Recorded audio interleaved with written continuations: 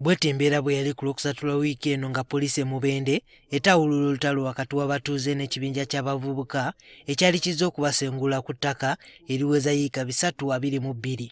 Abatuuze baali bawakanya ekyokubakoonera amayumba n'okubasayira ebirime nga babagobaganya ku ttaka kwe bamaze ebbanga. Abaana bo bagenda kulya ky'abaana bange. Ebitooke by'abantu. Kigambibwa nti ekibinja ky'abavubuka bano kyaleetebwa agambibwa okuba nti ye nannyini ttaka George Kaweesa era bwe baali baddayo baaweranga bwe bagenda okudda bamalirize ogw'okusengula abatuuze. Babazizaayo munadda. Olunaku lw'eggulo ekibinja ky'abavubuka bano kyakomyewo kyokka ku luno abatuuze nabo baabadde bakyetegekedde. Poliisi n'amagye bwe baatuukidde ng'okulwanagana kuwedde era wano batandikiddewo okusamba ensiko okuzuula abattiddwa n'abakyali abalamu. Eno gye baagwiridde ku mulambo gw'omusajja ategeerekese nga Yusufu eyakulembeddemu ekibinja ky'abavubuka abazze okusengula abatuuze. Kibi nnyo. Abalala 7 batemeddwa ebiso era nga bano baddusiddwa mu ddwaliro ly'e Mubende ng'embeera yaabwe mbi. Batwaliddwa eri mu ddwaliro lyaffe ery'e Mubende Referral Hospital era embeera si nnungi. Era nyongera okubiriza bannannyini ttaka okulaba nti bakwatagana n'abakulembeze kintu kikulu nnyo.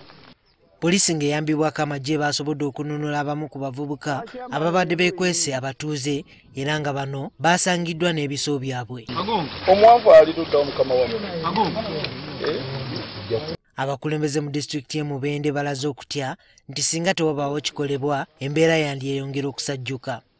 Era nsaba gavumenti naddala gavumenti eveeyo etuyambe mu mbeera nga zino. Tekijja kutwewuunyisa okulaba nti emizi gy'emisango nga gyeyongedde mu tawuli yaffe naye ng'ekireese byonna byonna kulabika nti ebintu tebikwatiddwa bulungi.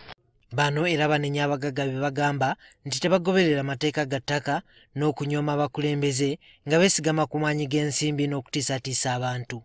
Era nze yankyayira ddala mukulu Kaweesa George mu bantu bawanana mu nsi ndowooza nze omu ku bo naye ndowooza olwali ajja kukitegeera nti singa yagoberera ebigambo bye namugamba yandibadde tatuusa baana ba beene ku mbeera gye balimu n'abalala abafudde. Tuwala embeera ekaka abantu okutwalira amateeka mu ngalo. Tusaba mu mangu ddala nga bwe kisoboka mukulu Kaweesa nannyini ttaka ly'e Kambuyi asooke ayimirize buli kintu kyonna kyonna ky'akola.